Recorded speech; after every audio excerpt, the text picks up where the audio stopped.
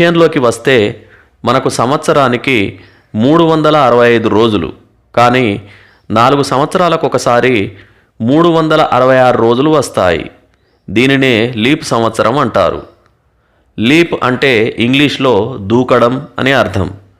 4 సంవత్సరాలకు ఒకసారి ఈ అదనంగా వచ్చే ఒక రోజును ఫిబ్రవరి నెలకు కలుపుతారు.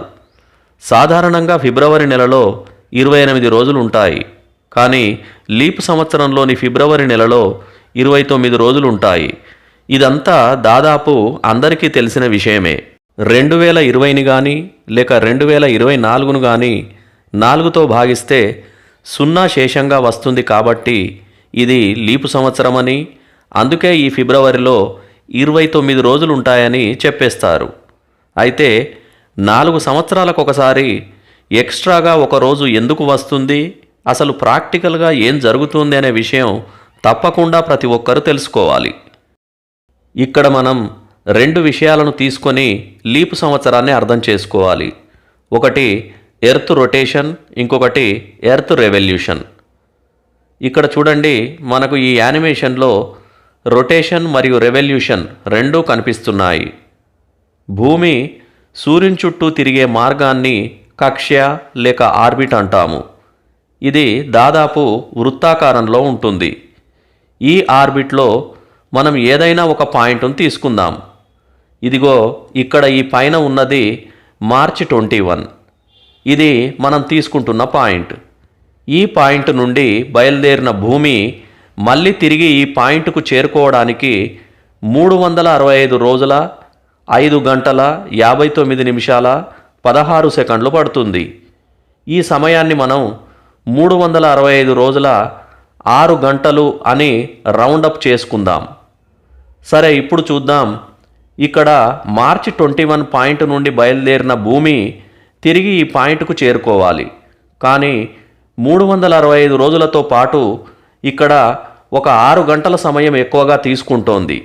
ఈ పాయింట్ నుండి బయలుదేరిన భూమి తిరిగి ఈ పాయింట్ను చేరుకోవడానికంటే ముందే 365 రోజులు కంప్లీట్ అవుతుంది. ఈ మిగిలిన 6 గంటల సమయాన్ని ఇలా వదిలేద్దాం. మళ్ళీ ఇప్పుడు భూమిని ఈ పాయింట్ నుండి బయలుదేరి తిరిగి మళ్ళీ ఈ పాయింట్కు చేరుకోవాలంటే 365 రోజుల 6 గంటల సమయం పడుతుంది. అంటే 6 గంటల సమయం ఉండగానే మళ్ళీ 365 రోజులు కంప్లీట్ అవుతాయి. మళ్ళీ ఇప్పుడు మిగిలిన ఆ 6 గంటలను వదిలేసి ఈ పాయింట్ను తీసుకొని దీని రెవల్యూషన్ను గమనిస్తే ఈ పాయింట్ను చేరుకోవడానికి ఇంకో 6 గంటలు మిగిలి ఉండగానే 365 రోజుల ఎర్త్ రెవల్యూషన్ కంప్లీట్ అవుతుంది. ఇలా ఒక 4 రెవల్యూషన్లలో మనం 4 సార్లు 6 గంటల సమయాన్ని వదిలేస్తాం. 4 రెవల్యూషన్లలో అంటే 4 సంవత్సరాల్లో ఈ వదిలేసిన గంటల మొత్తం 6 గంటలు ఇంటూ 4 సంవత్సరాలు, అది 24 గంటలు అవుతుంది. అంటే ఒక రోజు అవుతుంది. ఈ 4 సంవత్సరాల కాలానికి మనం మొదట అనుకున్న మార్చి 21 నాటికి ఈ పాయింట్ను వదిలేసి చాలా ముందుకు వచ్చేసాము. మళ్ళీ ఈ మొదటి పాయింట్కు చేరుకోవాలంటే ఈ 4 రెవల్యూషన్లలో అంటే ఈ 4 సంవత్సరాల్లో మనకు జమ అయిన 24 గంటల సమయం, అంటే ఒక రోజును సాధారణ సంవత్సరమైన 365 రోజులకు అదనంగా కలుపుకొని తిరిగి మనం మొదటి పాయింట్ అయిన మార్చి 21కు చేరుకుంటాము. అంటే మొదటి పాయింట్ను మళ్ళీ మనం చేరుకోవాలంటే 4 సంవత్సరాలకు ఒకసారి ఒక రోజును కలుపుకుంటే అది సాధ్యమవుతుంది. అంటే దాని అర్థం 4 సంవత్సరాలకు ఒకసారి సంవత్సరంలో 366 రోజులు వస్తాయి. దీన్నే మనం లీప్ సంవత్సరం అంటాము. ఇక్కడ మనకు ఇంకో సందేహం వస్తుంది. అసలు ఈ 6 గంటల సమయాన్ని మనం కలుపుకోకుండా ప్రతి సంవత్సరం 365 రోజులు మాత్రమే పరిగణలోకి తీసుకుంటూ ఉంటే ఏమవుతుంది?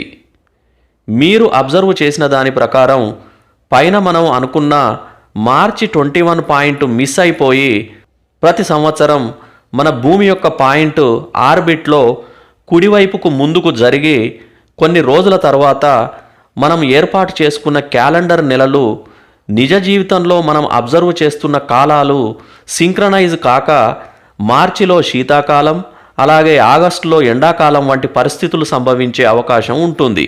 కాబట్టి ప్రతి 4 సంవత్సరాలకు ఒకసారి ఆర్బిట్ పైన మనం అనుకున్న ఒక ఎగ్జాక్ట్ పాయింట్కు సవరించబడుతూ ఉంటుంది. అయితే దీంట్లో ఇంకో ప్రమాదం కూడా ఉంది. మనం 365 రోజుల తర్వాత వచ్చే 5 గంటల 59 నిమిషాల 16 సెకండ్లను 6 గంటలుగా రౌండప్ చేసుకున్నాం. అంటే కొన్ని సెకండ్ల కాలాన్ని ప్రతి సంవత్సరం ముందుకు జరుపుకున్నాం. ఇలా రౌండప్ చేసుకోవడం వల్ల లేక ముందుకు జరుపుకోవడం వల్ల మనము ఏర్పాటు చేసుకున్న మార్చి 21 పాయింట్ కంటే ముందుకు అంటే ఎడమ వైపుగా మన పాయింట్ జరుగుతూ ఉంటుంది. ఇలా కొన్ని సంవత్సరాలకు చాలా డిఫరెన్స్ వస్తుంది.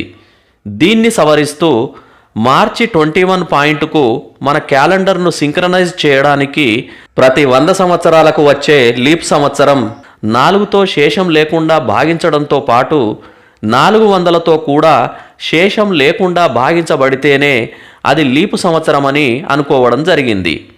ఈ వంకతో ఎడమవైపుకు జరుగుతున్న ఆర్బిట్ పాయింట్ను కుడివైపు జరుపుతూ మళ్ళీ ఎగ్జాక్ట్గా మార్చి 21 పాయింట్కు తీసుకువస్తాము. ఎర్త్ తన ఆర్బిట్ పైన అలా ముందుకు వెళ్తూ ఉంటుంది. దాన్ని మనం జరిపేదేం ఉండదు. ప్రాక్టికల్గా జరుగుతున్న విషయాన్ని మన గణిత ఫార్ములాలకు అప్లై చేసి ఈజీగా మనకు గుర్తుండే విధంగా చేసుకున్నాము, అనుసరిస్తున్నాము. Thank you.